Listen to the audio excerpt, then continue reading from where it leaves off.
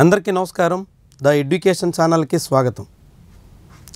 బెంగళూరు లాంటి ఒక సిలికాన్ వ్యాలీలో కంప్యూటర్ సైన్స్ ఇంజనీరింగ్ కానీ ఇతర కోర్సులు కానీ చదవాలని చాలామంది ఆశిస్తూ ఉంటారు. అలాంటి వాళ్ళంతా ఇప్పటికే బెంగళూరులో బీటెక్ చేసేదానికోసం కామెడ్కే ఎగ్జామ్ కూడా రాసుంటారు.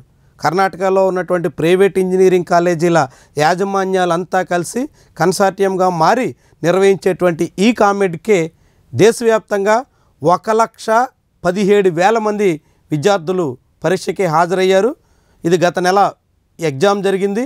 అనేక కారణాలతో కొన్ని చోట్ల పరీక్ష వాయిదా పడడంతో, ముఖ్యంగా నార్త్లో పరీక్ష వాయిదా పడడంతో ఈసారి కామెడ్కే రిజల్ట్ షెడ్యూల్ కొంచెం మారింది. ఎట్టకేలకు షెడ్యూల్ ప్రకారంగా ఈరోజు రిజల్ట్స్ ప్రకటిస్తామన్నారు. ఇప్పటికే కామెడ్కే రిజల్ట్స్ని అధికారికంగా వెబ్సైట్లో వెల్లడించారు. ఇప్పటివరకు ఎవరైనా చూసుకోకపోతే మీరు అప్లై చేసుకున్నటువంటి kaamedke.org సైట్లోకి వెళ్ళి మీ రిజల్ట్స్ కూడా చూసుకోవచ్చు. అక్కడ ఫైనల్ ఆన్సర్కి దాంతోపాటుగా ర్యాంక్ కార్డు 2 అందుబాటులోకి వచ్చాయి. ర్యాంక్ కార్డు డౌన్లోడ్ చేసుకోవచ్చు. బెంగళూరులో ఉన్నటువంటి టాప్ 10 ఇంజనీరింగ్ కాలేజెస్లో ఈసారి చేరేదానికి చాలామంది ఆసక్తి చూపినట్టుగా కనిపిస్తుంది. గడిచిన 2 ఏళ్లతో పోలిస్తే దాదాపు 15% వరకు అత్యధికంగా విద్యార్థులు కామెడ్కే ఎగ్జామ్ రాసేదానికి ఈసారి పోటీ పడ్డారు.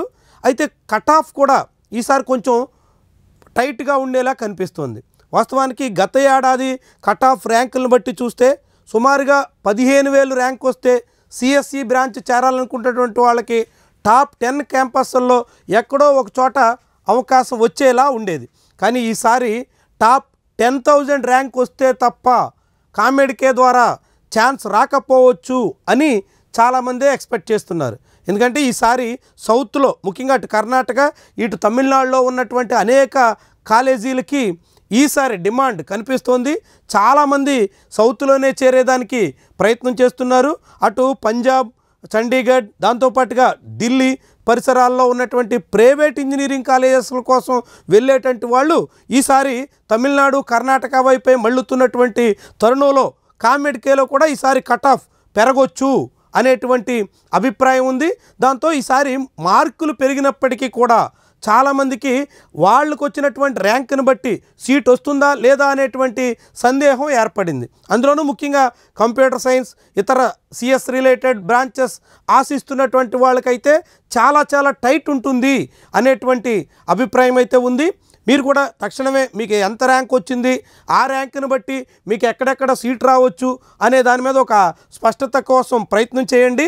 మన ఛానల్లో కూడా కామెడ్కేకి సంబంధించి 2024లో కట్ ఆఫ్ ఏ ర్యాంక్ వరకు ఏ క్యాంపస్లో సీట్ వచ్చింది అనేటువంటి వివరాలతో వీడియోలు చేస్తున్నాం. వాటిని కూడా చూడండి. ఈసారి చూస్తే 500 లోపు మీకు ర్యాంక్ వస్తే ఆర్వీసీఈ నెంబర్ 1 కాలేజీగా చెప్పుకునేటువంటి ఆర్వీసీఈలోను 1500 లోపు ర్యాంక్ వస్తే మీరు ఎంఎస్ రామయ్య కానీ బిఎంఎస్ కానీ ఇలాంటి క్యాంపస్ల్లోనూ 3000 లోపు వస్తే మీరు దయానంద సాగర్ ఇతర క్యాంపస్ల్లో కూడా చేరేదానికి ఉంటుంది. టాప్ 5కు సంబంధించి మీరు చేరాలంటే ఖచ్చితంగా ఈసారి 4000 లోపు ర్యాంక్ ఉండాలి అనేటువంటి అభిప్రాయం అయితే వినిపిస్తుంది.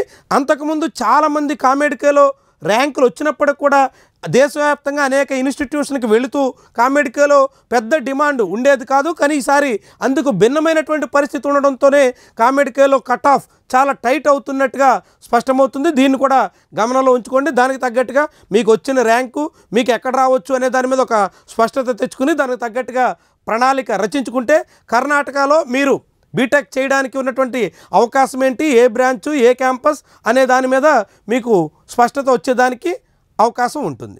Thank you very much for watching.